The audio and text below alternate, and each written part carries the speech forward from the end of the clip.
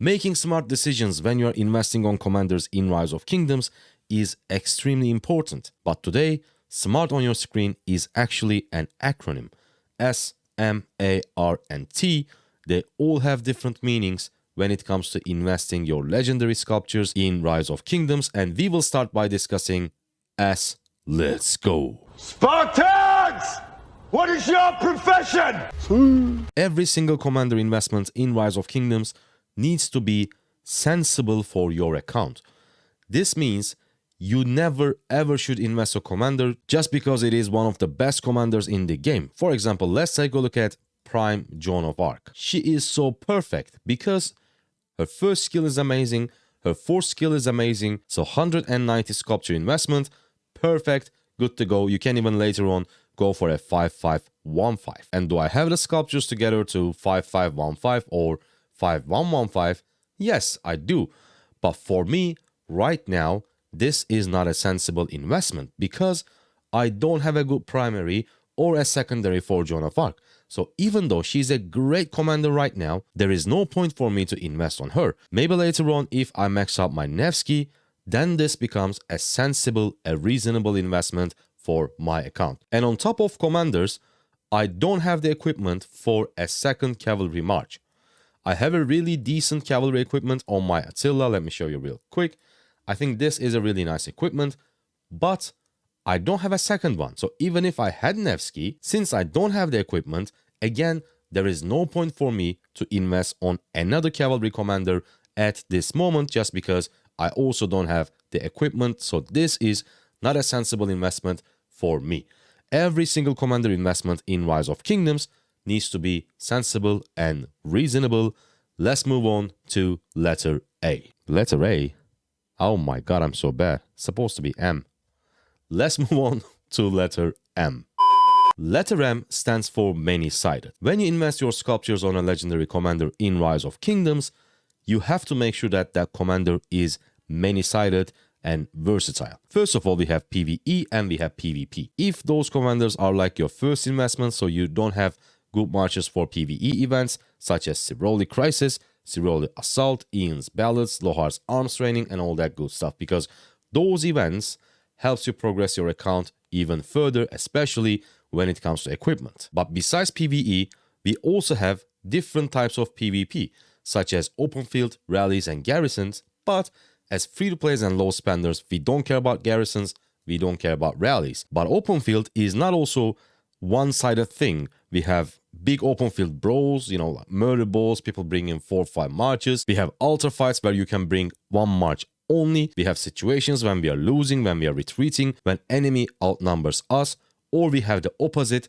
where we are pushing the enemy, where we can outnumber them. So we need to deal as much as damage as fast as possible. So make sure that when you are investing certain commanders, they are good in many different cases. They are good in PvE, they are good as a 1 march, they are good in a 4 or 5 march composition, or they are both good when you are retreating, when you're on the losing side, or when you are pushing the enemy.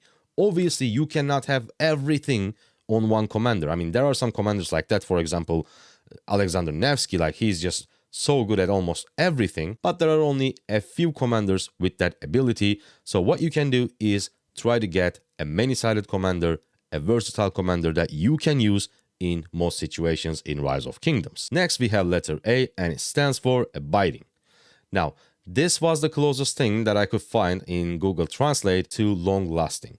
And what I mean by that, you don't want to invest on commanders that has low shelf life. That will be quote-unquote useless in a few months. And to prevent that, what you want to do is that you don't want to invest on a commander if Lilith will release new commanders for that troop type. For example, I think upcoming commanders, either leadership or infantry, I feel like it's going to be infantry. So what you want to do, you don't want to invest on any infantry commanders at this moment, because commander that you invest might be useless when Lilith releases new sets of infantry commanders. And that's why if you're going to invest on a commander from a certain troop type, you want to make sure that you have waited for Lilith to release the latest generation of that troop type, and then you decide if you still want to invest on that commander, or maybe you're going to invest on the new commander. That way you can kind of guarantee that you are going to use that commander for a long time. Next, we have R, and R stands for reasonable number of sculptures.